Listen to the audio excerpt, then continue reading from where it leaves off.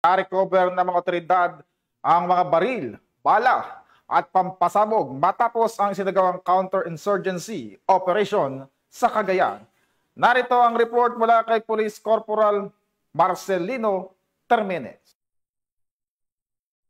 Na-recover ng mga otoridad ang iba't ibang uri ng baril, bala, pampasabog at iba pang mga gamit sa isinagawang counter-insurgency operation sa Barangay Tanglagan, Gataran, Cagayan noong August 27, 2025.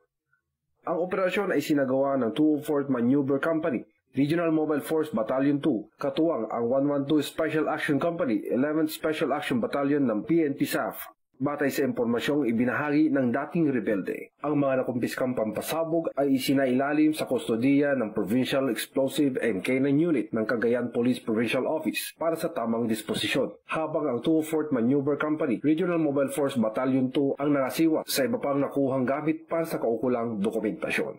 Mula dito sa headquarters sa Fort Santo Domingo, Santa Rosa City, Laguna, ang tahanan ng inyong tagaligtas.